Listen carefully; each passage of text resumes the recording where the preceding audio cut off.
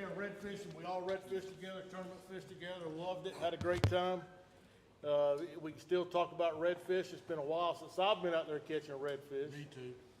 Mike, he does it still a lot. Snook, trout, reds, all this kind of stuff. You know, we've not forgotten anything. For the last several, two and a half years, I've been speck fishing, crappie fishing. And it was something, since coming out of the redfish era with all of us, it's all we thought about for 10 or 12 years was every day, every night, every tournament. How do you catch him? Where's he going to be? What's he going to eat? What's the tide going to be? You thought about it. Then we all kind of got out of that after about 2010 or 11, when all that stuff kind of went away, and so did us. But me and Brian have been at Power Pole now for 20 some odd years, but at the company for 10 years or so. But I wanted to learn, and Brian is just excellent. Brian's a top water phenom. I'm going to tell you that right now. I went over, not to cut you short, No. to give a little profile. Well, it won't be the first time you do. It won't be the last time tonight. Trust me. Hey, look, I kind of went back to my roots. I love bass fishing, though we loved red fishing, and we've always said this for years. It could have been a Nile perch tournament. Greg and I would have been good at it.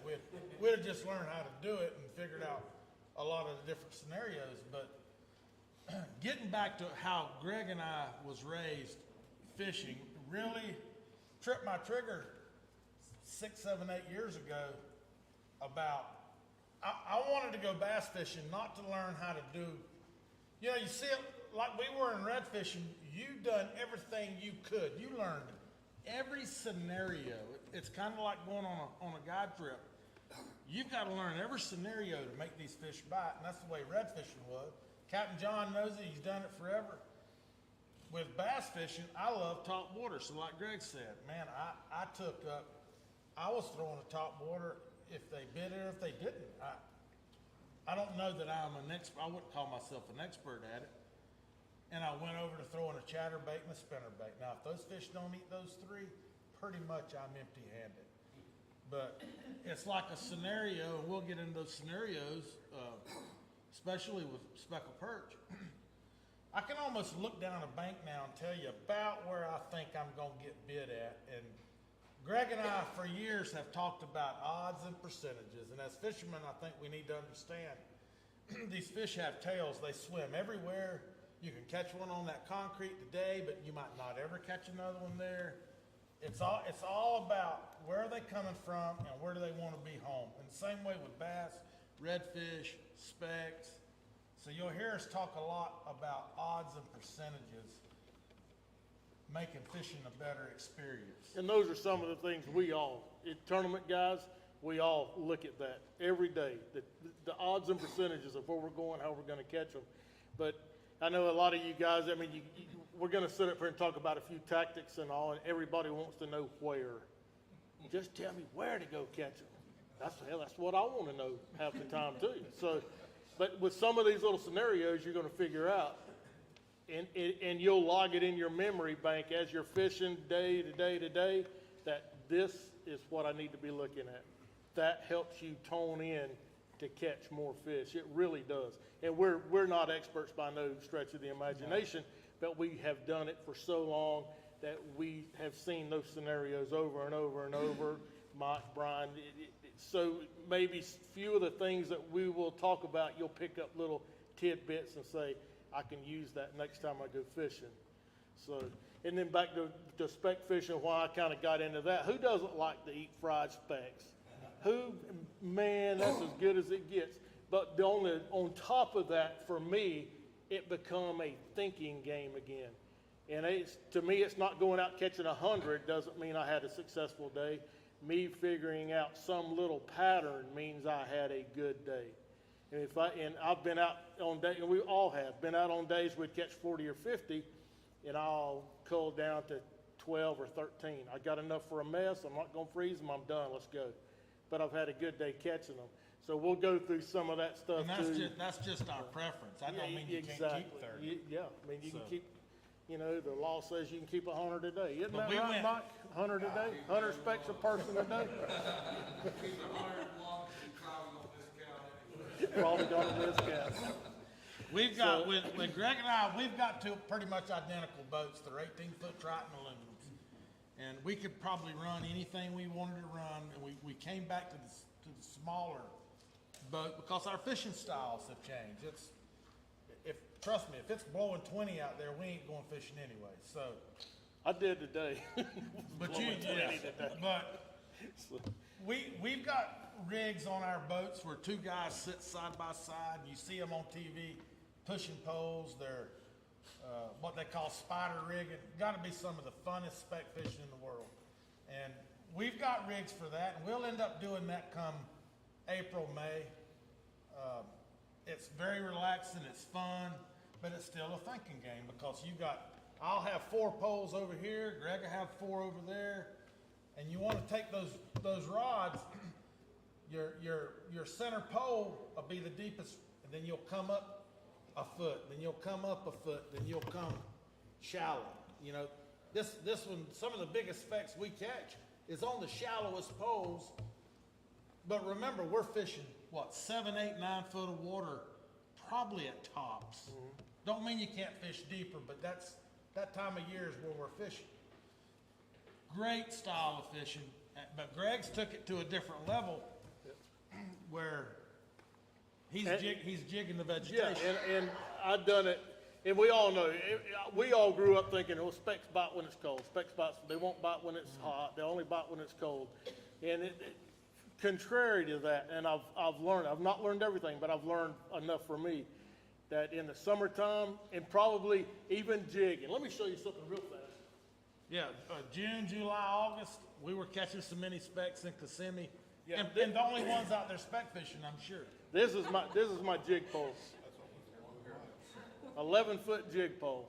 And it's really stout. And this was something, a buddy of ours up in Missouri, his name was Tony Edgars. He was a big national crappie guy. I hit Tony up over a year and a half ago. I said, Tony, can you build me this? Can you do this? Can you make it do this? And I'm dropping it in Kissimmee grass 7 feet deep, and it's super thick and nasty. He goes, yes, I will. And so he built me, and he sent me 4 prototypes, and me and Brian's got them as well, and we've used them. But explain the difference there's difference between all these poles. Yeah, well, most, not all, but most jigging rods now that I've ever played with were somewhat of a very light action.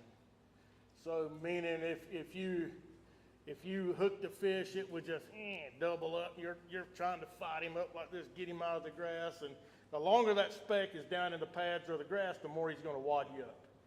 So the sooner you can feel him eat it, you can put the hook in him and get him coming your way, the more fish you're going to catch. So in my preference, I've got a 10, 11, 12, and a 13. My preference is an 11-footer and a 10-footer. I love the 10-footer or the 11-footer. And we're just going, and this is a jig I've used this jig about 3 or 4 trips now that I was using today, a little shad pattern. And you can do this, and it's all, I mean, like Tiger, Kissimmee, Rosalie. So you're talking those fish push up into that heavy cover in the summer. Is it because of the shade? Because it keeps it cooler, a little cooler in there? Why do they pull up into that? I think Greg and I assumed that it's all structure oriented, so it's, naturally it's that time of year that's 7 foot of water there. Right.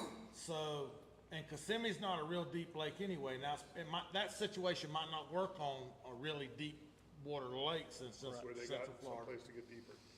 But there it's shaded. We've noticed when the blind mosquitoes get so bad you can't hardly draw a breath without taking 4 or 5, and when you're going to catch the most You're fish. in a pretty good spot. So, you'll see us out there with buffs and everything else on and I'm telling you, we're matted. Our clothes are just filthy. But when they get that way and you get in those grass pockets, and specifically on Brahma, I'll just tell you, on Brahma Island, some of the best grass fishing out there. In July and August. I mean, but they'll all be toward the outside grass islands. But you might go 300 yards before you ever get a bite. And then when you get a bite, the further you keep going, you just start catching more fish. And it's the dangest thing, cause, that kind of fishing's hard in that thick grass. I do that rather well. The scenario Greg's been on in the last month has been in pad fields. And it really relates to a lot like bass fishing. If any of you guys ever broke bass fishing down where you said, well, they're on 3 buggy whips. Every time I see 3 buggy whips, I catch a bass this time of year. Not 4, not 2, not 7. Every time I see a little cluster like that, I catch a bass. Well, that's a pattern. That's, for some silly reason, they count that away, and that's what they want to be on. The specs are the same way. Greg could go through there. It'll take him about 35 or 40 minutes, and he'll go, they're on small 5-pad clusters. You know, I get that. I really do. I mean, when he said that, I get it, but you're like, man, this is a speckled perch. You know, what does he know? Trust me. It's that simple. So Right. when you catch one on that 5-pad cluster, it don't mean you can't catch one on a 4 or a 6. But that's your pattern. And when you look up there and there's 5 big leaves there, and you got a little shade, and you'll know exactly what side to drop that jig on. And when you drop it down there and it just rattles your hand. And Greg's been catching some, 1.5 pound, 2-pound fish. But like he said, we're not in there catching 50 or 60 of them. But it don't take many for a mess. But it gets that way, and that's kind of what Greg's been on lately. And the one thing I've noticed when you get in the pads, and in the summertime at Kissimmee, Rosalie, they tended never to be close to a pad. Now my theory on that is they're moving in to spawn, and a lot of you older guys know that. They're gonna move up, I think, a little shallower into those pad stalks to spawn. Summertime, I'm using a little shad colored jig, because I think they eat more shad. So I'm trying to match the hatch. I'm still using a little shad pattern here, and even today, on the overcast days, there's no written rules, and this is what I'm seeing. So there's not a gimme. When it's overcast, the specs tend to be on the outside, and that'll help a lot of people out. On the outside of the pads, yeah. not inside. When it's bright and sunny, they tend to be in the shaded little, you might have to feed it through there in that shaded little pocket. That's a big key, and that's what I was out today. I went out for about 3 hours today, and it was overcast. Most every fish, probably 90% of the fish I caught, I threw in a little cut in between the pads, and he'd eat it. So not necessarily down in the middle. So that was another little key that I was looking at today, and I found that to kind of hold true. When it's overcast, I do everything kind of on the outside, and I think it's been a pretty good bite, but I think the best bite is still yet to come. So I think this March and April is going to be really, really smoking for specs, and good ones too, good specs. A lot of people do, and you can. And I've not used a minnow in probably close to 2 years, only because I wanted to figure out, I got to catch them on something else. We've never been really live bait kind of guy, and I'm not opposed to it. And We've got buddies that go out with minnows in a cord, and they'll get in those pads. They'll catch them too. Yeah, but I think I tend to catch as many or more. Who's to say? Who's to say if you're using the wrong color jig? I'm not going to keep retying all day to think I can get a bite. But I think I could use a solid black jig, which has no color, and I think if I'm around them, I'm going to get some bites. Now I can help that out. If I want to swap a jig color, maybe I get a few more bites. But I think you have to be in them to catch them. You'll never catch what's not there, so don't make a damn what color jig you got on. So it's like plastic worms, and I've tried to, and I got a custom jig tire up in Illinois, but he ties, oh my God, it's like looking at plastic worms. And we've all fished plastic worms for bass forever, but we all tend to use the same 3 or 4 colors everywhere we go. So I'm getting that away and been that away spec fishing. So I just kind of keep it simple. And I think that pertains pretty much to the region, though. I mean, that Florida, like in Florida, black grape, green glitter. If you throw that worm, you're pretty safe. But my 2 jig colors, my 2 jig colors, and I've got some over here. Y'all got any questions? And I will give some of the, Have we I got a bored few y'all? things I'll give away too. See, Mike done this all wrong. He let you get your bellies full first, and now y'all gonna get Y'all are all bored sitting sleeping there. over there now. Yeah. And Actually, buddy of mine, you guys cold form at all? I mean, I don't really spec fish a lot, but he's been killing them rosalie on little tiny shad, Rattle trap. rattle traps. Yep. And they're killing them. I mean, just. You know what they call it, and I'm gonna tell you where I'll tell you where our learning of, I'm gonna call them crappie now, it's speckled perch, come from, because no crop. Greg and I handle, I don't know, 6, 8, or 10 of the crappie guys in the Midwest. They got big crappie tournaments out there in the Midwest. I mean, that, I tell you what, them guys up there. Look, every one of them's got 2 of those $6,000 Garmin screens on the front of their boat. They got the power poles, they got the drift paddles, they got this, they got that. Me and Greg have been up there. We take care of those guys through power pole, and that really opened our eyes to, and them guys up there. Oh, they'll make me and Greg look like mullet fishermen. I mean, these guys are pretty spot on. But anyway, that's why pretty much we come down here and done that. But Greg's been on that spec thing pretty heavy. And as far as jig, I know you really can't see them. Orange head with a chartreuse body is probably, it's a 50-50, that or shad. And you can tell I'm kind of going, I'm on each side of the spectrum. Shad color, it's kind of plain shad looking, and an orange or chartreuse. That's my go-tos. That's what I stick at. So Kind of a bright.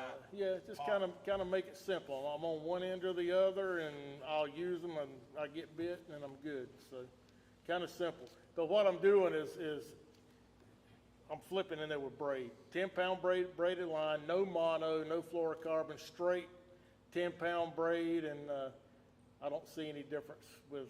Only thing about the braid, when I hook him, I want to get him out. That's my deal.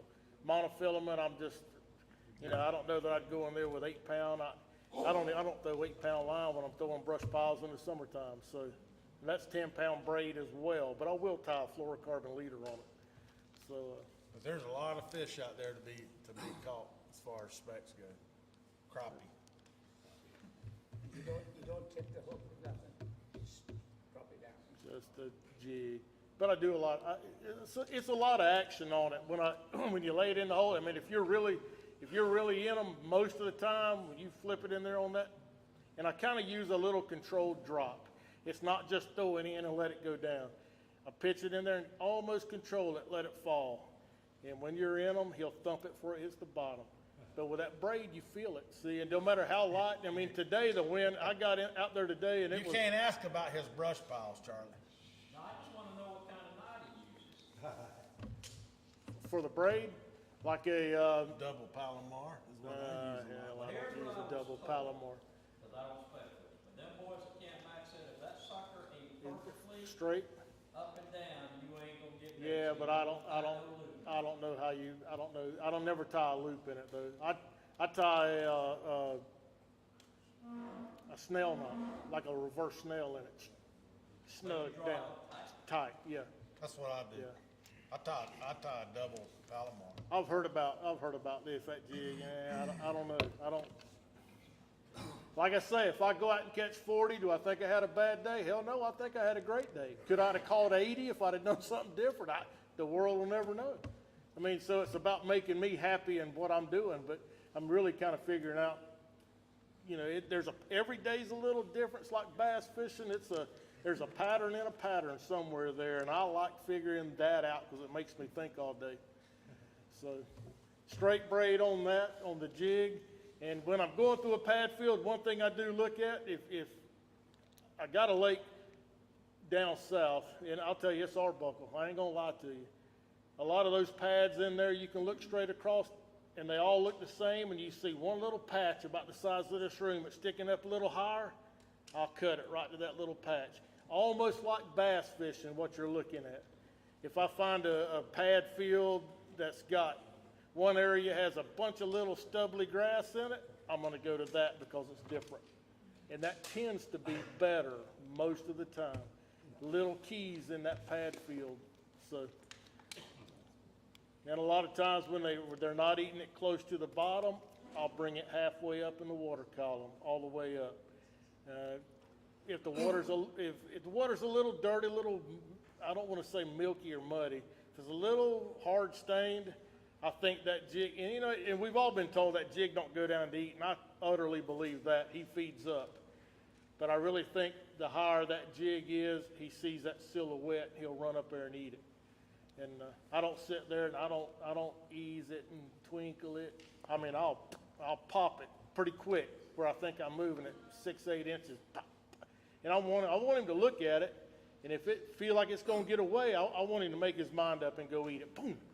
I don't want to sit there and jiggle it in front of him. And we've watched all those guys on those Garmins and where you can see the fish out there, and they'll throw a little old jig on. I don't even know how you cast it. Throw it out there, and you'll see it go down, and they'll ease it in front of him and try to eat it. He'll run off. And Hey, any of y'all ever sit in a boat with a Garmin, the new Garmins where you can front-facing sonar.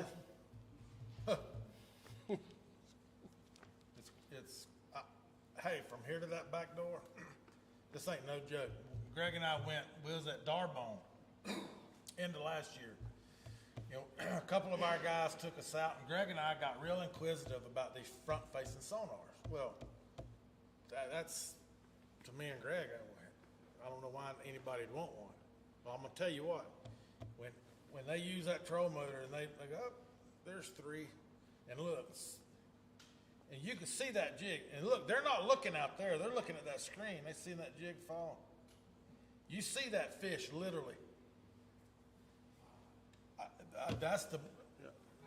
That's mind-boggling, and I'm telling you, time after time after time, and that's what their fishing has gone to. Is if you don't have a front-facing sonar Garmin, and like I said, most of them have 2 up there, one for this guy, one for that guy, and this one of them will be on the troll motor, the other one will be on a handle. He's looking his way he wants to look. That's the beatingest thing I ever saw in my life, and it's. I know y'all all saw that commercial, Bill Dance falling in the water and just seen that. Huh? Never more true. That's crazy. And I often wonder, I thought I'd love to have one on my boat, and I often wonder down here, as shallow as the water is, if it would really be useful for what I'm doing.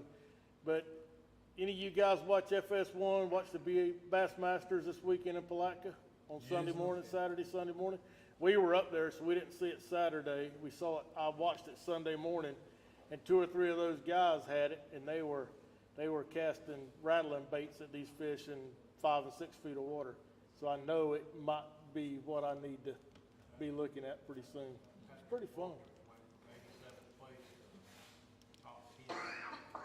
That's right. Look at them sonar. That's right. Yeah. And that old Bob got the guy that come in second, sat there and wrecked them in that little ditch. That's crazy. Any questions? Y'all need to bring up something. Yeah, go ahead, Mahoney. Are you running are you running a sale? Give us some troll motor, power. September. What year? I only answer one at a time. But that's what it's kind of looking like, Mike. Things are really coming along a lot better than they have in the last year or so, but yeah, it's coming pretty good. Any question about fishing, Mahoney? You guys, like you say you go, you look at an edge, right? And you kind of predict where the fish are gonna hit. Is it because that's the only lake you fish? Or is it, what else gives it away? One of the 2 places I always fish, yeah. So it's not really giving odds, that's kind of fun playing. Hey, can you do something about that? Security. Beat Mike Beatenball to the front, please.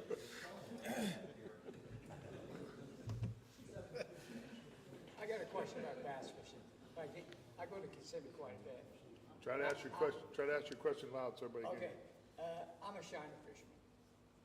You're not the guy on that pontoon boat out there, are you? And, On the- no, Andy Bean say you're cheating if I you're know doing he that. does. But anyway, how do you find the bed? I mean, I've had a lot of success lately. But, you know, looking for the beds or looking for patches, I'm usually fishing not the lily pads, the other grass, like the hydro. Charlie and stuff Wampearl, like that. can you hear that? Charlie, Yeah. He's shiner fishes Kissimmee. He wants to know all the hot spots. Can you come up I'll here? tell you how to do it, son, it's easy, look for the other Yankees and get them on some. Come in the bridge master, I'll tell you that every time. No, but we've had a lot of success, but, you know, it's just a thing of moving around, you know. yeah, We Greg, fish for half an hour, we don't get nothing, we move. Greg and I we ain't shiner fished in so Yeah. long. You know, I guess you'd think this time of year, where would those fish be?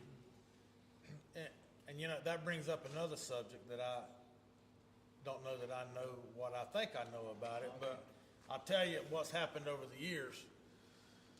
It used to be, Greg used to live on Eagle Lake, and he had a pontoon boat with a tower in it. And I'm talking 8, 9, 10 years ago. Those bass used to go up on the bank and spawn. They used to. And I'm sure there's still some that do it now. Yeah. But I think the majority of our fish have learned to get out in 4 foot of water. And there's people in here like Ron and Charlie that could contradict what I'm saying. Very seldom do you see, you will see fish on the bank, but very seldom will you see that massive influx of fish. So you get places like Kissimmee, you hear about where these guys catch fish in the pads, and you know they're spawning fish, and those fish will spawn on those roots. That's kind of deeper water, so that's something we don't visually see, but it got to the point, Greg and I couldn't hardly find a spawning fish, and we'd go, not that we'd keep them, but we'd go out and we'd catch the big one and, you know, take a picture and put him back. But anymore, I don't know, but, yes, sir. You know, we were talking about it earlier, Brian. One of the things I hear all the time from people coming to store is we talk about bed fishing, and people have this misconception that we're actually looking at The fish. bed, yeah. You're right. 20 years ago, we spent time looking at them, but you'll be shocked how many bass on Kissimmee are bedding in 3 or 4 foot of water that you never see. And I'm convinced the really big fish on Kissimmee, because of pressure, like to get in those deeper patches. Troy Olivier has made a whole lot of money at tournaments fishing 5 That's foot exactly, bass. him and David, yeah, just, Absolutely, made a lot of money. I've handed a lot of checks in tournaments, right, fishing really deep water. So we're not looking at bedding. that's right. We just know what they're doing, and they've learned to do it out farther. And, something else I've seen too, is one of the lakes we're in is all the Nile perch. Back 20 years ago, I grew up in West Palm, fished up in Chobe. There was never a Nile perch, never even heard of a Nile perch. And they're 20 everywhere. years ago. Every time in this lake that we're into now, a private lake, all the beds up against the shore in a foot of water are all Nile perch. You come out to the 3 foot and it's all bass beds. It Yeah. seems like they push the bass off Yeah. shallows and they're all bedded. I believe that too. I mean, I think it's the Nile perch that have really pushed them out, you know. And that very well could be, yeah.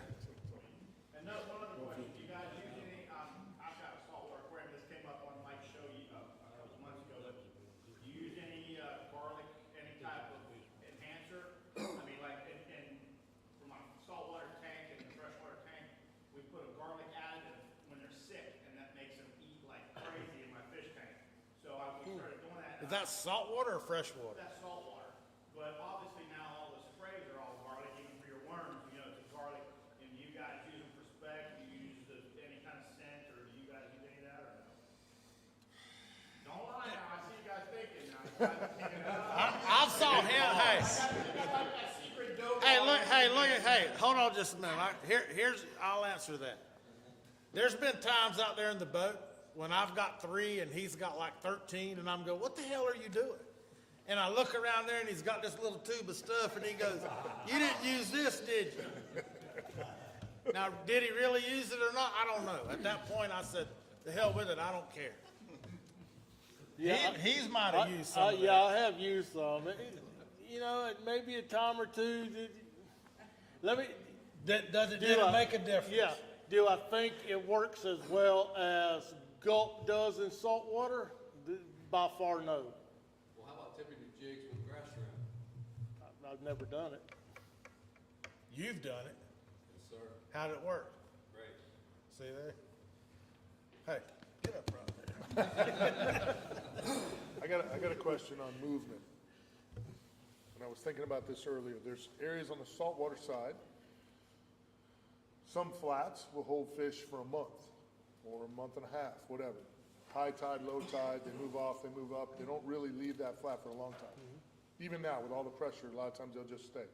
There's other spots in the bay like Egmont, where fish will pour in and they'll be there for a week. But on a big tide, they may just roll off, get 80 foot of water and they're gone. Is there anything in freshwater that makes the fish move like that on a spot? I mean, is it a wind? Is it a storm, a front? Is there anything that moves them quite that drastic, or is that more of a tide issue? I'm not so sure if we're talking speck fishing. Just talking or freshwater time of fish in year? general, just, I mean, what moves them around? I mean, there's obviously some currents, and some of them lakes have some currents. City's way down. Exactly right. I run an airboat down there fishing where y'all are talking about, and, it's way down. I used to run up 100 yards further than back in the past, and now I'm out in the river. Wow. I think sustainable wind is about the only thing that this will really. Well, here's my answer, and I look, it's probably far from correct. Maybe it's not even a good question, But but I was it just could be. thinking about it. Here's what I think in saltwater. Everything in saltwater, Mike, is real visible. You could see those reds pushing across, or you could see snooks in a hole, or freshwater you don't see. So I think when you go fishing in freshwater, you don't catch any. I'm a firm believer. Well, naturally, there's two things happen. They didn't bite or they ain't there. So how do you figure that out? I don't know that you figure it out because it ain't visual. You go out in saltwater. We all three made our living out there because you could almost see. You go, damn, they're there. Or you could fish a flat, from a great distance away and not see them and not catch them, and then be like, well, I'm going to go up there and see what we see and get on top of them and then spook them out the holes. You're like, well, they were here. They just weren't eating. I used to think like everybody else did. Well, fish windy points, fish this, fish that. Well, I think it increases your odds a little bit, but there's been times when, man, I wanted to go to slick water, bass fishing, especially with a topwater plug. Don't mean you can't catch them when the wind's got ripple on the water, but I'm gonna tell you what, you get them prop baits that I throw, if that water ain't slick, you just can't hardly entice that big girl to come up and meet it. But if that water's slick, you can sit there and make that thing dance a little bit. She cannot. I was on one of my best baits is an old Bagley Bengal lure. And in Florida, it's gold with a black back. You throw anything you want to, but I got on a bite about 3 years ago up against some cattails on some bed and bass. And Charlie, it had to be 4 foot of water on these tails. And what I did learn, you've already forgot this, but what I did learn is when you throw that bango up there and it hits the water, you twitch it, and then kick it down and come work, you'd never get a bite. And it happened, my phone rang or some stupid something. I threw that bango up there and it must have sat there for 20 seconds. And about a 6-pounder cut. It ain't like they're there to kill it, but when they're spawning out on stuff like that, if they see it and it's going away, good. That's exactly what he wants. But if you're in a spawning area, you flip that thing up there and let it sit, she cannot stand it sitting up there. And she don't get on it and just maraud it. She goes up there and sucks it down. And I'm telling you, it was a good bite. And so that's some of the little differences between, the whole deal. So. That's what they have said, right? Wow. For years, they pull the water down in bedding season. Yeah. So I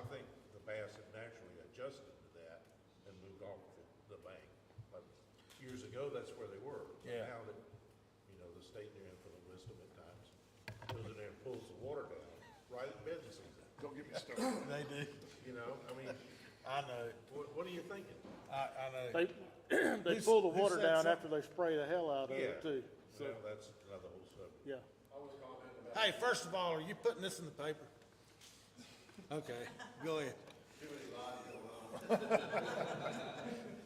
gonna comment about you let that bait sit on the bed, I mean, that's them guarding their bed, they don't want something to sit, That's all it is. they're not gonna have the energy to chase it. That's right. But if something's there, they consider it, you know, as an intrusion on their bed. Yeah, look, I couldn't see that fish, but the way they ate it, and as many fish as I caught down that 100-yard line, you know when that thing hits the water, they start quivering. Yeah, if it don't ever move, they go, what the hell? You know, and you catch every one of them. So that's gotta be exactly what they're doing, so. So I always use lizards. during- Yeah, it's great bait, yeah, because but they don't want it to. That's fall right. in their bed. That's right. That's what I've always used. that's a great bait. I mean, if you like throwing worms, Yeah, I like worms. Yeah. Black robe. yeah, that's a great bait. Well, Mookie, that was some of the same scenario. What these guys are, my buddies I know that are fishing Kissimmee, they're throwing that Cinco up on them pad roots in 4 and 5 feet of water and pulling it up and just holding it. They Yeah. feel that root and just hold it. Might sit there for 2 or 3 minutes before they eat. Ron, do you have a question? Same deal. Or you don't forgot? No, well, I was gonna mention something that, and maybe this is true, you guys witnessed this, but what I witnessed for years, basically, you could see the bass, they're not really feeding. Same thing with a snook. And I witnessed that in Tampa when I was. A lot of scenarios A lot of like that. times you'll see it, you throw everything over at it, no one. Right. A lot of scenarios.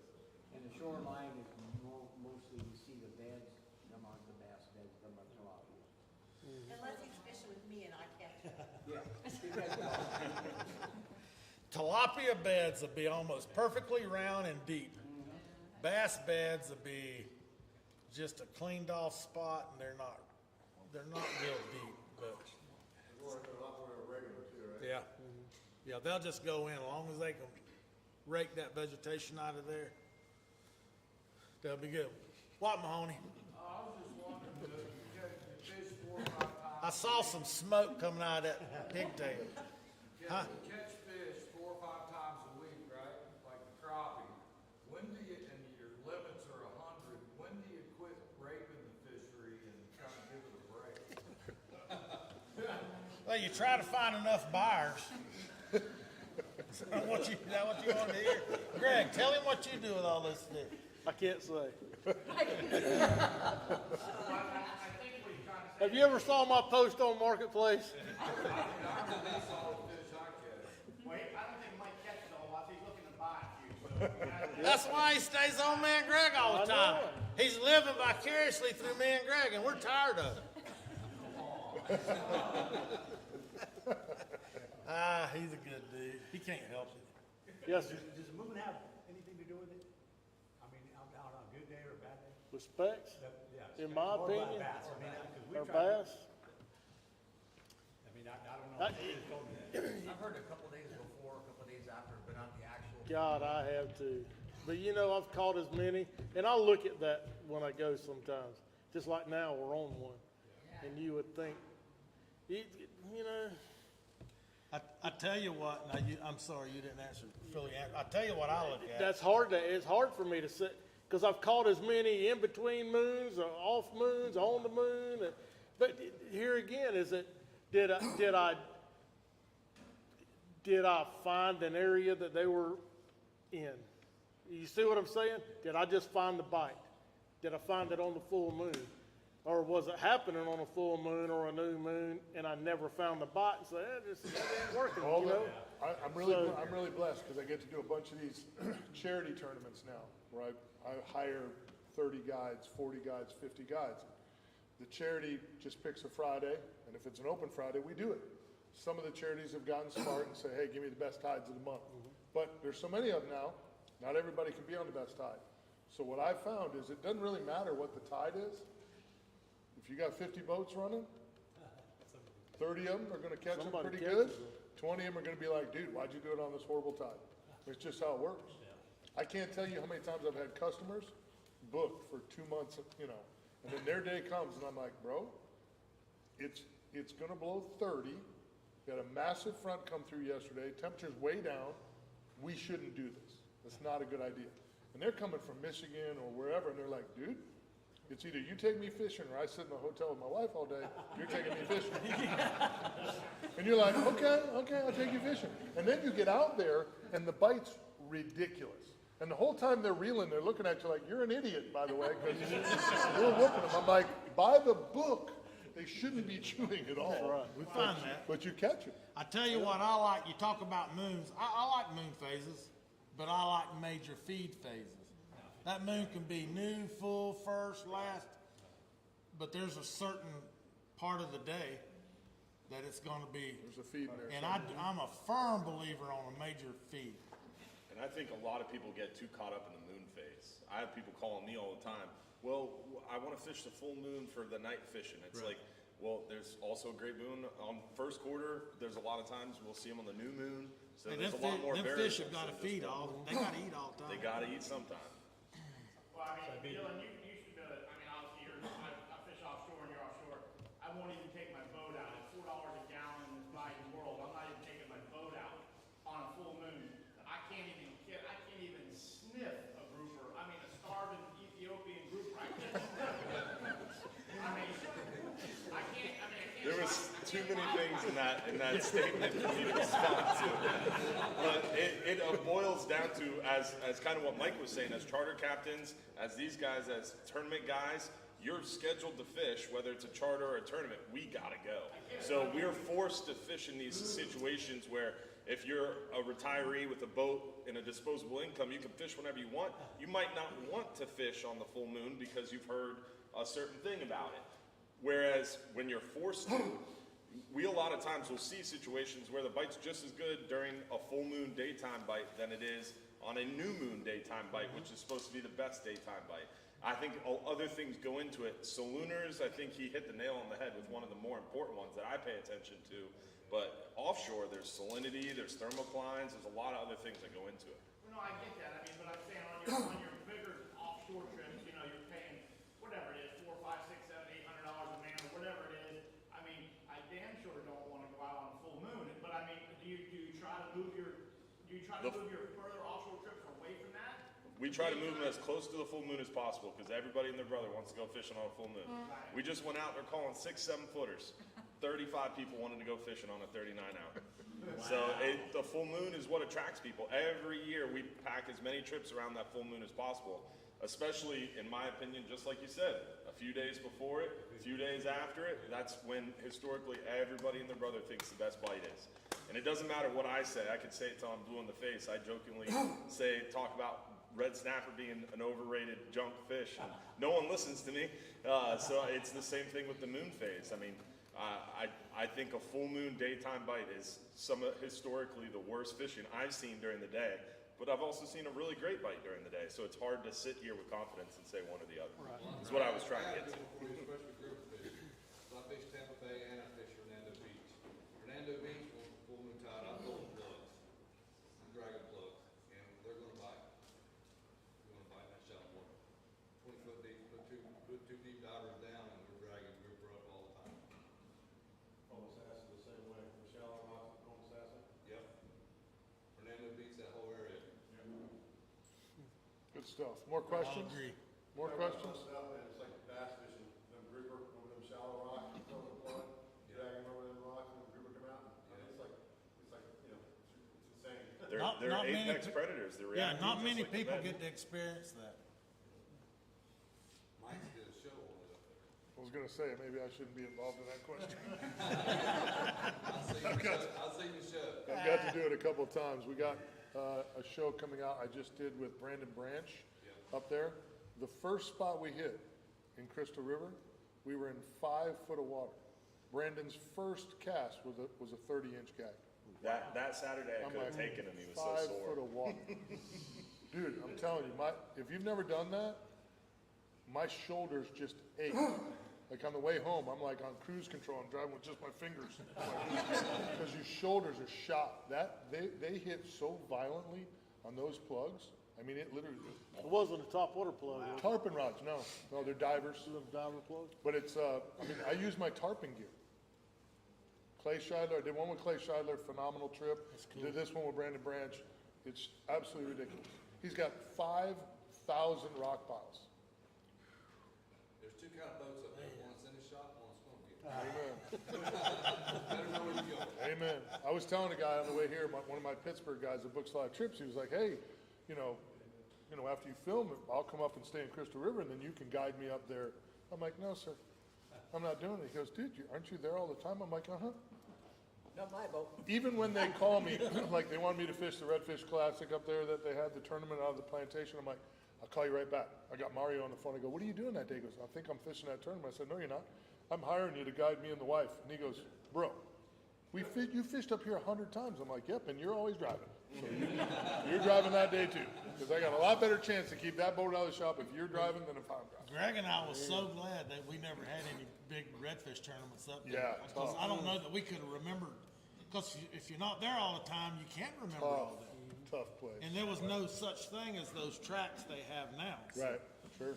I mean, we were talking about the other day, Greg and I remember the days, you do too. In Louisiana, one of us is sitting there reading the map, telling the other one where to turn. And it wasn't hard getting to where you wanted to go. The hard part was knowing how the hell do I get back? Turn it around and get home. Yeah, it's like, damn, what? And you're talking about little skinny. It was crazy. I fished a tournament, Billy and I fished a tournament years ago in Key Largo. First time I'd ever been to Key Largo. And you gotta run, as you guys know, pretty much gotta run to snake bite or something over that way. Well, I didn't have a machine on my little action craft at the time. And so I'm on the phone with Billy, I'm like, he goes, bro, you went to school to be a captain. Look at the map and then take your readings and run off your compass. I'm like, huh? Wrong. Really? But I'm telling you, to Billy's credit, that's when Billy finally showed up to pre-fish, that's what we did. You know, you'd have to run, and if you've never been there, you gotta run to this little cut. You see it on the map and you get it all figured out, and you're like, okay, it's over there. So you'd run over there, and then there's these little pegs, these little posts that stick up, and it's got an arrow on it, which means you need to be on this side of that post. The bad news is, you can't really see the other end of it, so you don't know who's coming back. And there's only room for one boat in there. Remember all that? Crazy, crazy. And I did all that without I think it was what, 31, 32 miles from there over. It was a pretty good run, yeah, it was a pretty good run. Blind, literally. I needed an offshore guy like Billy to get me there. I'd still be out there lost if it wasn't for Billy on that trip. No doubt. It was crazy. Hey, look, as far as, let's start something else. All right, come on. Greg showed you his rods. This is what I use. Bull Bay, I got over there with Kelly and I begged him to build me some 5/8s and 5/11s. This is how I have fun anymore. Super accurate, super stout, super strong, they're everything. That's my world. But that's some of the stuff I throw. Big Heberlin prop bait, chatterbait, and look, it gets it all done in my world. It works. So, you know, some of the best rods by far. I've got a tackle box, and it's got a bunch of stuff in it, but it's got a bunch of top waters and a bunch of spinner baits and a bunch of chatterbaits. But Could you take one of those little rods and drop it down Oh, yeah. 135 feet? I have one of those little rods for slow pitch jigging, but it's a different setup. And I could not cast it.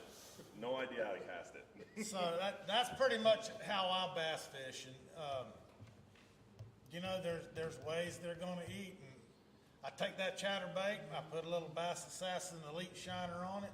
Houdini's always the favorite color. White chatterbait's always my favorite color, and it ain't necessarily all about color, like Greg was talking about the specs. It's all about. You need a new I'll tip. show y'all my 5'2" rod. He's putting Scotch tape on. Yeah, it'll be all right. So, you know, it's in my world anymore, it's about having fun. Now look, I'm as competitive. He and I both can't get in the boat together without there's betting going on. But when you live competitively like that for years, when I go bass fishing, I'm competitive, but I like doing it my way. I'm not the kind of guy that goes to a lizard or a Cinco I'll throw a crankbait a little bit, but it's all about, I'm trying to figure out where these fish want to set up. And that's what I worry more about than what necessarily I'm throwing at them, because I already got what I'm throwing at them down pat, so. And if I'm with him and I'm losing, I will go to a lizard, and I will go to a crankbait, don't worry. Yeah, because I'm not throwing them. I will throw a worm a little bit, but not very often. But, yeah, you can take that chatterbait, you can work it this deep, or you can work it 12 foot deep. I do a rattle trap Yeah, sometimes. you know, there's nothing better than a trap. Yeah, yeah. What color, Ron? Purple. Royalty. Royal purple. That's right. Are you throwing your chatterbait in open water or over the lily? Look, a chatterbait to hang on anything that's out there. So if you're throwing it in pads, you're throwing it in little pad cuts. The best place to work a chatterbait is around hydrilla. And it's a lot better if you feel it and start wadding up in that hydrilla, instead of yanking it out like that, it's a lot better to try to reel through it and let it kind of come through it. It's unlike a trap. We used to throw traps in hydrilla just to get them hung. And then when you ripped them out is when the fish ate them. Right. Chatterbait's a little different. I'm not saying you can't catch one that way. Chatterbait's a little different. When you start feeling it getting that hydrilla, just try pulling it out easy. But chatterbait, see, I was never a chatterbait fisherman until about 3 years ago. But you're still throwing that on braid. So it's a lot easier to rip it out. I'm throwing it on braid, and I always put about 2 foot of 20-pound fluorocarbon on everything I throw. It's a mind game. Even on my top waters, there's not enough fluorocarbon to sink it. What size braid? 30-pound braid. But on that braid, on prop baits, if you don't put a little stick of mono or fluoro, a lot of times that braid wraps that front prop It'll wrap in the front a lot. prop, yeah. So you kind of stay wadded up. So that little shot of leader will keep it from tangling up. And if you ain't ever saw a 6 or 7 pounder just come 5 or 6 feet to eat a topwater plug, you're missing the boat.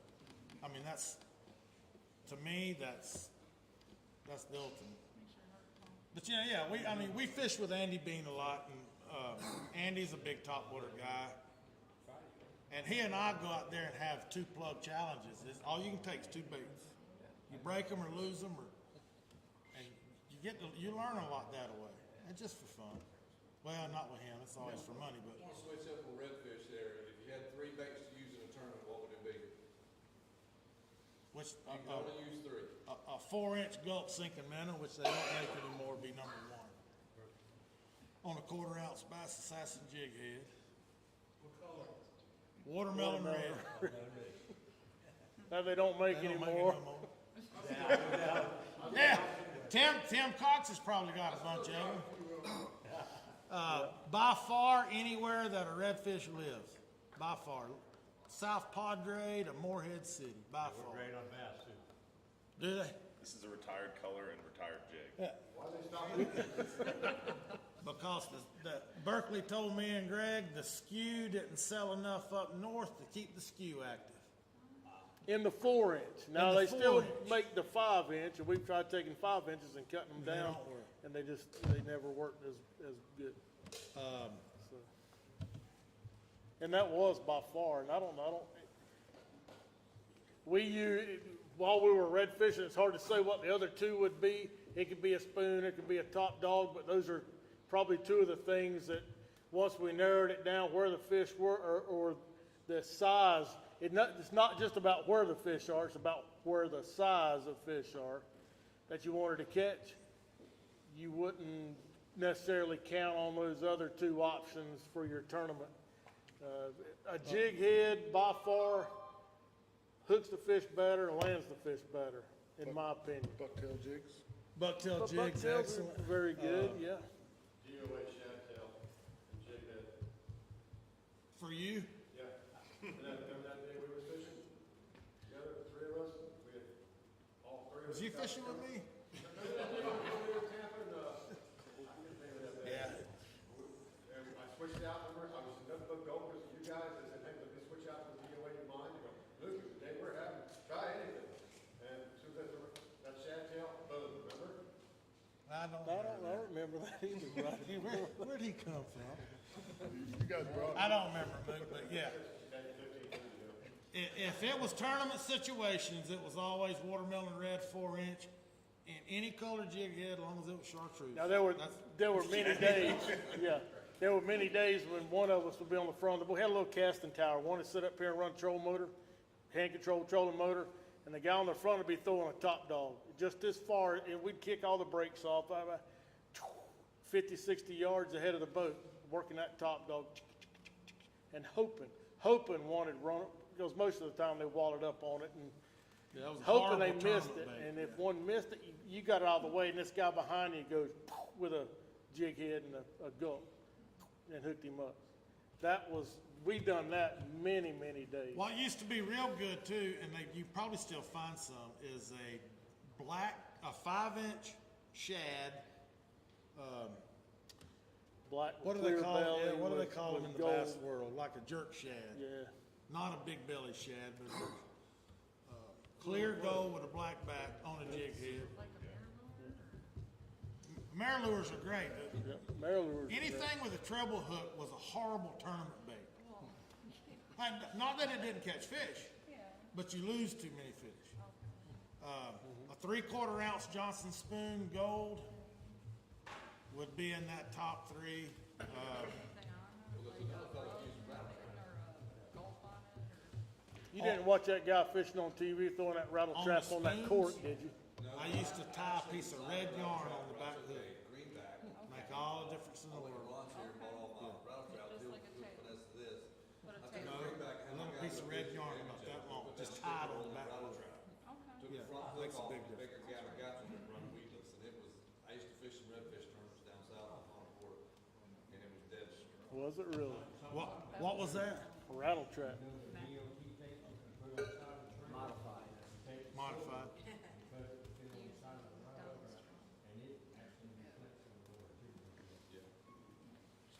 Well, you had Ron held to a secret, because even in our tournament days, he never let that out at all. One of the best scenarios Greg and I would do, we'd make a drop shot and put like a 3-inch gulp shrimp up here and have a 1/2 ounce or a 3/4 ounce bass casting sinker tied to the bottom. Like a bullwhip? Yeah, and you'd get Bell out there and sinker. you'd find where those mullets are tracking. Mullets will do like tarpons. They'll get on a line and every one of them do the same thing. Well, if you see redfish in salt water, mullets, there's a redfish with you. We would back off as far as we could possibly cast, which was a hell of a long way. We'd throw that thing out there and just tighten it up and hold it. We've caught so many redfish doing that right there. People would go by me and Greg, we'd be sitting cheek to cheek on the front casting platform, and they'd go, yeah, like we in trouble. Well, no, keep going. And we'd have one on, have it open the bell, you know. I'm telling you, so many, down there in Punta Gorda was the best spot. So many fish. But it was honestly making a 50, 60-yard cast. I mean, with 10-pound braid, hard as you could throw it, and That's the big secret in salt water, especially in Florida. getting away from The them. farther you can cast, the better off you are. And we would sit there with that rig, and I don't know, I mean, the water wasn't 2 feet deep or so, maybe 2.5 feet deep. And you'd sit there and you never moved it, you let it sit, and you'd feel them pinfish, just beating it, and then they'd all stop. Me or Brian would say, oh, get ready, that thing go, woo. That redfish would go, them pinfish would make a chum. That redfish would move in unbelievable. there and they'd leave. Sometimes I'll jerk it a little bit, like, get away from my bait. Don't jerk. Yeah, leave it there. And them puffers, it won't take long for a puffer. You won't have nothing left. Them Exactly. pinfish will sit I there. like to pull up, so I'm like, Them oh, pinfish will suck on it for 20 minutes. then you move. So, That's the same thing offshore too. Yes, sir. More questions? Somebody? Anybody? Always makes me nervous Yeah, we when you guys covered it don't all. ask questions, because then they know everything. What time is it? The It's big only thing 8 with the o'clock. bass, I mean, the fresh water, I don't do too much fresh water, but they have so many different colors and so many different sizes of worms and everything. I mean, it boggles the mind. You know who that's for? You. You, fishing. But I mean, I say to what works for me, but they're just, I mean, can I do more? I don't fish big lakes, usually small lakes, running out, stuff like that. I can catch some fish, you know? Do you like throwing plastics? Yeah, I'm artificial, period. Yeah, we are too. History tells us anything great, anything black and blue, great green glitter, June bug, is typically going to be better. Water clarity plays a part in that too. They usually throw like a green, but like sometimes they have a chartreuse tail on one of those flat tails, and that'll get it when it's dark. Yeah, you know, I've never been a big advocate of anything. I love chartreuse tails, tip, whatever, in salt water, yeah, but bass fishing, I've just never had much luck with something. I've always had way better luck with a solid dark color or a dark color with green glitter or blue glitter or red glitter than I have with anything that was two-tone like that. Unless you're using it weightless where you're pulling it through the grass or through the pads, it might be a little better. Real lightweight. Yeah. But you'll see a lot of them, see the big old fat ones, and they hook them in the middle. A lot of the jerk ones. Yeah, so how big that worm is, how much do you have to skin hook it, you know? You gotta have the right size hook. Yeah. Hook 'em in the middle, that's wacky style, right? Right. Yeah, if you hook it this way in the middle, yeah. You know, but I mean, no matter where you go, like he said, you know, I've been to a private pond that my buddy fishes June bug, and I fished the red shad. I'll catch 20, he'll catch 3. And we're fishing right next to each other. Same worm, same foul, same tail, just a different color. Yeah. You go to like, you know, but then you go to the lake over there, Lake Placid. We beat the shoreline with everything we could get with, and then we get into the thing, you know, the guy says, oh man, if you ain't got a shiner on, you ain't catching a bass in this. Yeah, He yeah. said, if you don't have a shiner on, he goes, all them guys out there trying to fish, you'll fish all here for a week and catch one bass. But if you, you know, so every lake's, you know, But that's Lake Placid falls into that super clean, clear lake. that's what I mean. I mean, so my whole theory was when I got in something, if I had 5 or 6 feet of visibility, everything I'm throwing is a fast moving bait. It's a reaction bait. Rattling bait, big crank bait, jerk baits are really good. Real hard, jerk them. Because you don't want that fish to get a good eyeball on it. And the darker stain, more stain the water, you can slow down a little bit. Because he's got to find it then. Those are Great Lakes, and instead I of hate beating the fishing shore, super gin clear water too, I'll just tell you I mean, that. I've been on some that are great fishing. I mean, you know, crystal clear water, but it just seems like every lake has its own color or preference. You know, I mean, no matter, I mean, that lake that we fished, red shad's the color. I mean, Great, it's just the color. great observation, that's exactly right. Every spot has its own characteristics, even in the saltwater. I've said it for years. If you look at Cockroach Bay, it's a perfect example. The passes might only be 50, 60 yards apart. That one's incoming and this one's outgoing. You may catch a fish on that one on the outgoing, but it's better on the incoming. And they're 50, 60 yards apart. But for some reason, this one goes off on the incoming and that one the outgoing or whatever it is. That's why I tell people it's so important to keep a fish log, because every single spot, every single lake, they all got their own characteristics. There's no way to remember it all. Yep. I got stuff I wrote down from places I may never ever fish again. We fished on tour. That's right. I may never fish there again, but you know, if I go back there, I'd still go back to that. May not be any good, but that's where I'd start. Yeah, I mean, it used to be, we all used to ride around in saltwater tournament fishing. We'd think about a spot that was 4 miles down the bank or something. When we get to it, we might not ever shut down if we didn't see 2 or 3 mullet jump, or if we didn't see a half a dozen birds. We might not ever stop there. Go to the next one. There was always some little secret to a spot that made it, okay, well, I know it's time to stop. You know, that's saltwater. even in like Jacksonville, St. Augustine, I noticed the same thing when I go up there and film in Charleston. Shorelines, it's just 3 miles of mud shoreline. But if you really look at that shoreline, where you got a little bit of shell bar, a little bit of hard bottom, every single time, that's where them fish are gonna be. For whatever reason, whatever's down there in that dark, muddy water, holding them on that piece, it has something to do with that shell bar. So I'm even looking at the stuff, because in that scenario, you can't see anything in the water. That's right.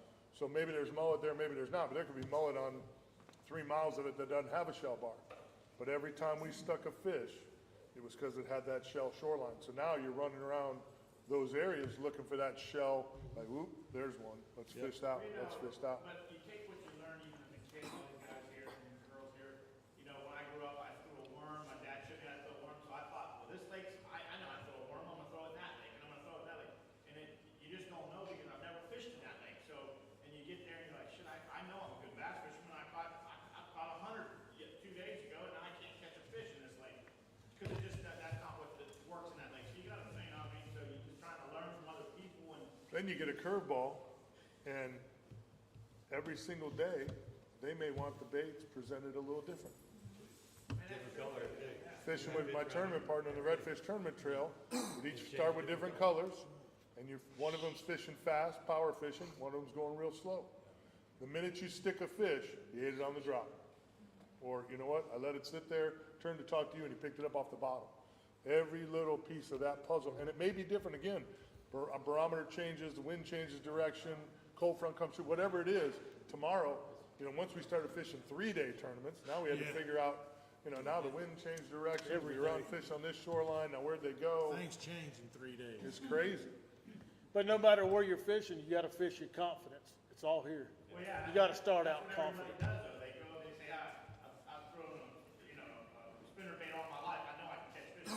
Then they go out there and they're like, shit, I've thrown 200 casts and I ain't got a bite yet. I gotta change up. I gotta do something. I gotta Well, the find difference, something I can catch a fish on. the difference between, in my opinion, the difference between good fishermen that just go out and catch some fish and the great ones, like these two, they figure out the nuances that quick.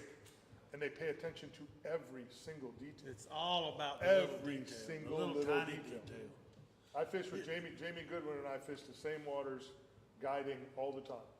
And it's ridiculous. I've been doing it for 22 years, and at least once a month, Jamie will say something to me after the charter, and he wrecked them. How'd you do? Oh, I did okay, we caught some. How'd you do? I wrecked them. Where'd you go? Oh, I ran here. Why the hell did you run there? What made you do that? Water temp. That water was 2 degrees warmer. I mean, those little details, just a little bit warmer water, you know, sun baking on a shoreline, just little pieces that still to this day, sometimes I miss them. I don't think through them. And Jamie, who in my opinion is as good as there is guiding day in and day out at figuring them out, he picks up on just one, and I drive home kicking myself. On it. Exactly. Why didn't I think of that? But you know, it's about being on the water and getting scenarios. It's like driving down the street. You see a car pull up, fixing to turn on your road. You pretty much know, is he gonna pull out in front of me or, yeah, he stopped, okay. Well, it's all about scenarios. So you get out there fishing, you see the same scenario so many times, and you know that it's never panned out. Or you saw that scenario and you go, wow, I can remember 6 or 7 times when this was good. There's times Greg and I used to be on tour. The light ain't right. You're right, it ain't right. Let's go. I'm telling you, something as silly as the sunlight. And it's a situation that, I've done this, I know 24 times in the same light. It ain't gonna work. Well, at that point, as far as a fisherman goes, the only thing we can do is make decisions. So you gotta react to those decisions, good, bad, or indifferent. But we hope we saw that scenario enough times that, okay, the odds say this ain't gonna work. I'm going somewhere else. You know, so that's a whole lot of what and how we've played. I don't know that, I'll start to say I don't know that I play that much anymore, but I do. I mean, you can't take it out of you, but I mean, there's certain times when you get on the right piece of structure and you know it. The right the right hydrilla point. So you just go down the bank, you look down, you go, well, there's 4 more of those points there. And believe it or not, every one of them you'll catch 1 or 2 on. So you go, wow, that's pretty handy. Well, you never forget that. So the next time you go out there and it's 10 o'clock in the morning, the sun's like this, the wind's like that, every one of them points sort of, it's a being on the water enough thing. But you know, I'm like you, I love spinner baits, and I'll fish it a lot where I can see it. If that don't work in 7 or 8 minutes, I flip it out there and I fish it where I can't see it. And I'm telling you what, they'll lock your arms up when they eat it underwater. It's the damnedest thing. So, but they're there. And during the summer, I take the spinner baits out on Reedy out in 12, 14 feet of water and catch them good out on the brush pile. So, I mean, I'm slow rolling big time. So it's about where you're putting it. Yeah, if you can ever fish and not be here but be your bait. I'm Rick Clunnan now. I'm getting way off out there in La La Land. I get a few of these guys want to go with me, and I go, look, put this chatterbait on. This is exactly what I'm throwing. I can't get a bite. I said, look, when you fish a chatterbait, don't just reel it straight in. Wiggle that rod, quit reeling, jiggle it. Move. Look, a chatterbait looks a lot better to a fish when it's doing this than it does when it's doing that. So, yeah. So, same way with a trap. You burn it and stop it. Burn it and stop it. Burn it, boom. I try to tell these people, and look, trust me, we don't know it all. Be your bait. Figure out where that bait is. If you're fishing from a nothing bank to a 10-foot ledge, figure out where that bait is. Flip that bait out there and let it go to the bottom. Okay, that's okay. I know I'm pretty deep then. I'm gonna roll it off of there real slow. I'm gonna move it. It's all about I'm down there now. And that's that's the same way with a worm. Me and Greg never fished the bank when we used to bass fish back in the 80s. We always stayed offshore in 10 or 12 foot of water. And people would ask us, well, how the hell do you catch fish? Well, we'd go out there and drag worms or throw crankbaits till we found some grass. Mm-hmm. So, I don't know. It's, I guess when you love it as much as we do, you have to learn something. You can't stay. I'm always learning. Yeah, exactly. I still do every day. I go out and spec fish. That's why I like it. Absolutely. I do salt and fresh. I'm new to saltwater, but I'm That learning. saltwater's fun. Never know what you're gonna pull sometimes. That's right. Some things you don't want to pull up out there. Well, I like it all. All right, anybody got anything? Look, y'all got some more. Yeah, y'all got a little more time, so somebody needs to break loose. What you got, Mike? How are we gonna give that $1,000 gift certificate away tonight? Truck, Mike said we'd give away a truck. All right. There you go. Perked up real quick. Yesterday. Should have been here yesterday. I got a question, seeing as how you guys fished, How about a gas card, Mike? You got a gas card back there? Diesel. you guys fished That's more money. just about everywhere that redfish swim. So, your very favorite place, and not just state, but your very favorite place to go fish for redfish. If you guys were just like, hey, just for old time's sake, let's go spend a week fishing somewhere, where would you go? And what month would you do it? Wow. Look, there's a lot of scenarios out there. Hey, look, I got them thinking anyway, didn't I? Yeah, I love Punta Gorda. I'm just gonna tell I you. do too. Now look, very seldom could me and Greg put 2 days together in Punta Gorda. That's just the nature of that beast. Yeah. Had It that fishes problem. a lot like Kissimmee. I've had that problem in Punta Gorda myself. Yeah. Time to time. Louisiana, for the most by far, Ray Charles can catch a boatload. But where in Louisiana? Because I find Louisiana, now that I've have been there enough. There's a it's lot of, different. there's a lot of different, Delacroix and Venice and, Back in the old days, probably it'd be Venice for me. Venice is And pretty, I don't know that it's that way anymore. still pretty special. Believe it or not, Morehead City, North Carolina was a real close second to Venice, Louisiana. Oh, really? Oh, there was so many fish up there, Mike, but it fished totally different. Yeah. We threw a lot of crankbaits, threw a lot of popping corks, and Morehead, oh God, the fish, there's tons of fish. Huh. Texas is real fun. You can go to the jetties in Texas, and Greg and I come from a bass fishing background. We would literally, that's when we'd take boxes of crankbaits to Texas. And we would fish the jetties and just catch so many red bass on crankbaits. Yeah. When you say the jetties, are you talking about Galveston jetty? Galveston, Yeah. primarily, yeah. Bad news there, boy. Yeah. There's a lake inside Galveston. Greg and I fished a tournament there one time, and there was a hurricane coming, but I don't forgot the name of that lake, Greg. They had a weir there, but it was open and you could fish They it. didn't call it Mary's Hole or nothing, did they? Anyway, That's a cockroach. yeah, there was something out there, I knew that too. Yeah, I forgot. But there was a place out there, and it was a big flat, and it was kind of a lake inside of there, and they had a big weir, and they left it open. You could get in and out of it. But inside there was a 30-foot deep hole. Greg and I got in there throwing crankbaits one day, and we caught some slab daddies. And we're like, shoot, man, there was 2 or 3 other boats in there, and that hole wasn't real big. So we leave that afternoon, we run down to Academy, and we buy some, I don't forgot what they were, H2Os, Academy brand. 14, 16-foot divers, or. So we go in there first morning tournament day, and there's like 11 boats. And I'm telling you, this hole wasn't real big. I mean, it was like the size of the parking lot.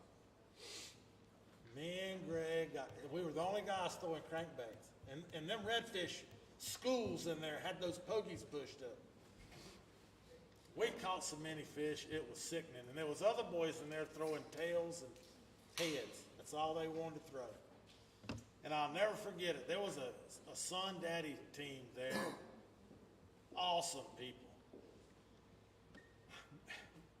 They ain't no telling how many fish we caught. And they were like, God, we got as close from here to Mike's office. And I reeled up. We took about an 8-pounder off. And he looks over at me and Greg. He said, there's a secret going on here. I take my rod and I point it at him. I go, yes, there is. Wanting to help the guy. So look. He just floated off. They wasn't eating tails. They was eating them crankbaits. Yeah. And I remember that just so vividly. I mean, there's things like that you remember about certain places, but I don't know that I love Punta Gorda. It ain't the best red fishing in the world, but I think I've got more history down there as far as vacationing and staying. That reminds me of, that stubborn guy that wouldn't change baits. Reminds me of Jeff Totten and I in Titusville. Pre-fished the whole week. Fish everywhere we went. There's fish everywhere, and I can't catch them. Walmart's got my credit card like on speed dial. Like, I'm just in there every night. Like, I saw something that looked like this in the water. Maybe they'll eat that. I mean, every night. First day of the tournament, we go out, stink it up. I mean, just horrible. And everyone we had talked to was like, they're eating gold spoons. And at the time, I don't care if they're eating gold spoons or not. I'm not going to throw it. I hate throwing gold spoons. I don't want to throw it. I'm not going to throw it. I'll get them to eat something, damn it. I fish. Damn it, I'm a professional red fisherman. I can get them to eat something else. We did so bad the first day. I literally, that morning, I tied on a gold spoon. I said, Todd, I'm going to throw this thing till my arm falls off. If my arm falls off in the water, just pick it up, put it back in the boat. I'm just not going to do it. We caught like 47 redfish. We had the 3rd heaviest weight of the tournament in that one day. And I'm like, I learned my lesson. The next time somebody says they're eating gold spoons, I'm gonna throw gold spoons. That's what I'm gonna do. I'm gonna listen to the other guys instead of being stubborn. And now I don't go red fishing. Learned a without good gold lesson spoon. Yeah. driving home that day. Oh, yeah, yeah. It was great. That lake that I got that's on bass fishing, I've never caught a speck in it, so if I wanna try it, and I don't wanna spend a bunch of time speck fishing, because I'm gonna be bass fishing here next week there, what would be a quick way to find out if there's any specks in there? There's big bass in there. Super clear water? No, just it's a clay bottom lake, it's called clay bottom, there's shad, some small shad, and I think Thursday morning, me and Greg can go with you. I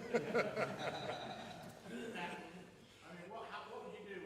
Would you drift the mini behind the boat, just try, or would you jig, just try to get something? What kind of vegetation's around it? There is no, listen, you look at that lake, and as many years you've been fishing, you say there ain't a damn fish. I'm gonna tell you what he would do, then he's gonna tell you what he would do. There's some hyacinths in there. There's some hyacinths in there, floating hyacinths, which is a pain in the ass, but Yeah, but those fish should be under those Oh, houses. yeah. yeah. And then there's a couple of, some needle grass, couple little pieces, that's it. How deep, does the hyacinth stay in the same spot for a period of time, or they just? The wind blows it. How deep, it could be 3 or 4 feet underneath them? Yeah, I think the lakes, the deepest it is like probably 18 foot, up on the bank, it's like, what we're fishing, probably 3 foot.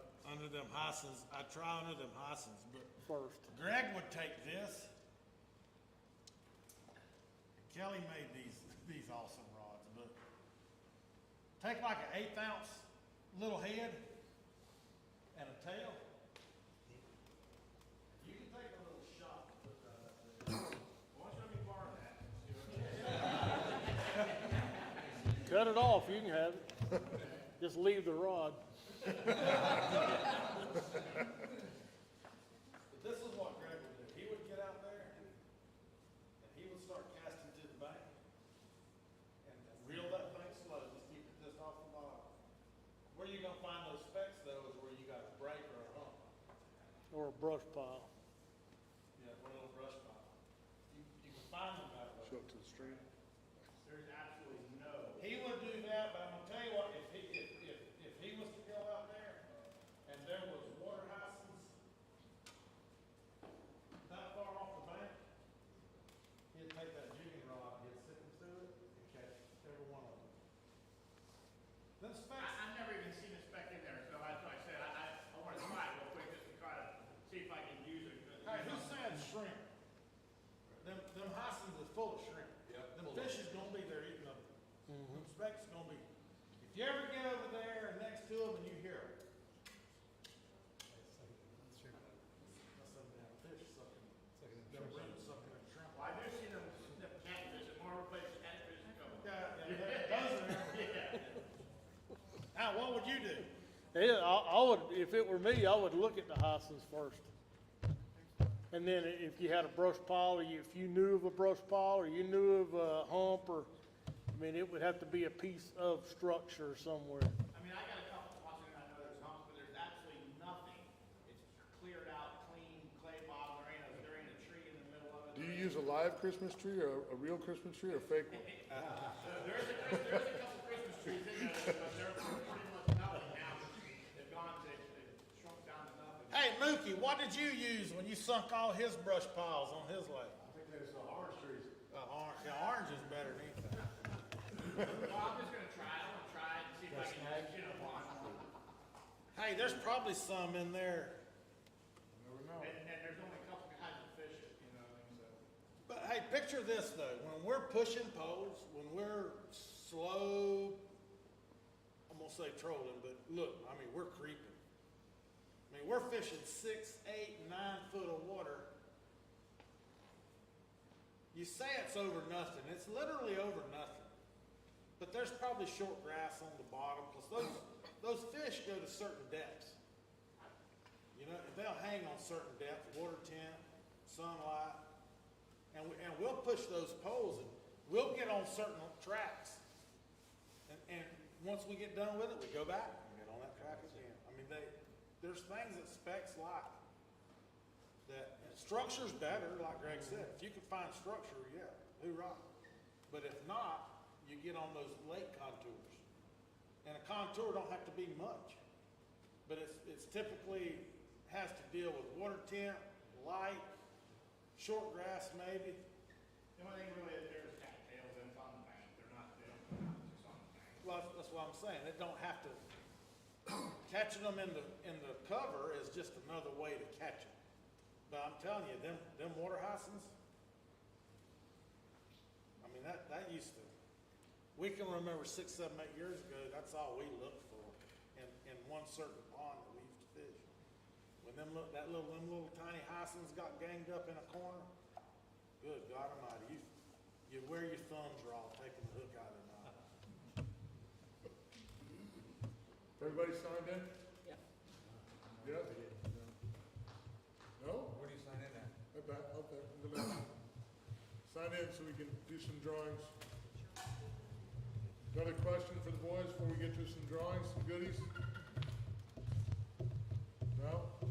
Everybody just wants free stuff. I'm like, Hey, they mustered through all this, hell, they deserve it. they drove on I-4. We went the back way, we went to Apollo Beach and fished and then came. Yeah, That's good. Come on. didn't get You gotta fill out all the lines, that way, Mike can let you know if you win your truck. raptor, right? Front row wants a Raptor, Mike. Hey, I'll take any color, Mike. Any color, any color? I don't care, as long as they can jump ditches. He wants royalty color. Royalty, yeah. Purple. Not purple. That's the one they're giving away. Yeah. Now you done went and turned it down.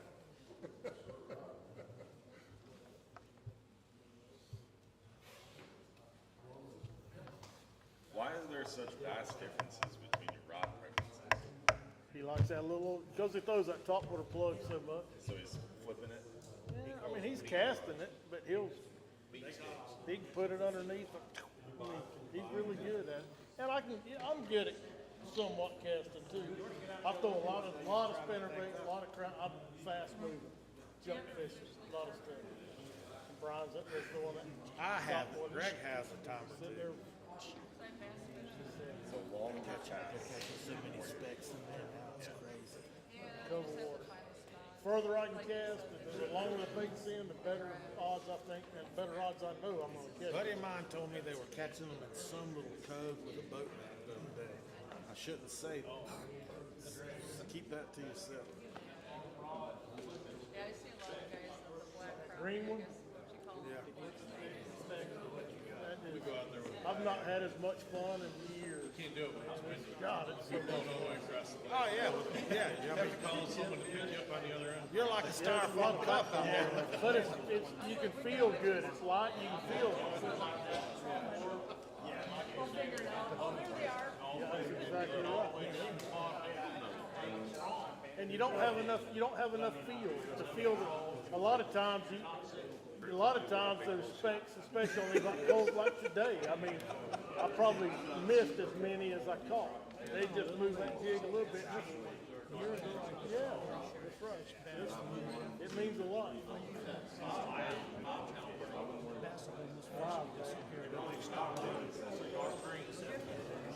I've heard crappie will kill a bass lake faster than you think. Feel anything. I don't know that for a fact, but I've had followers too. I could, just one cast after the next, and you're not, it's just like they're very disciplined. Jigs come like this, 2 different colors in the same pack? Oh. You do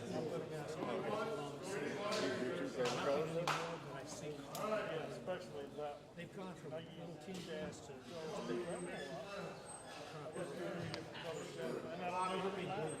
Bobby. They won't deplete that lake, and it might actually be getting back. It might. Maybe just have to change your location of where you're fishing, not without me not knowing exactly what it is. I mean, it's a 22-acre lake. They are just, All right, guys, we're going to start the giveaways. Giving away Engel Coolers, clenzoil, power pole swag, and much, much more.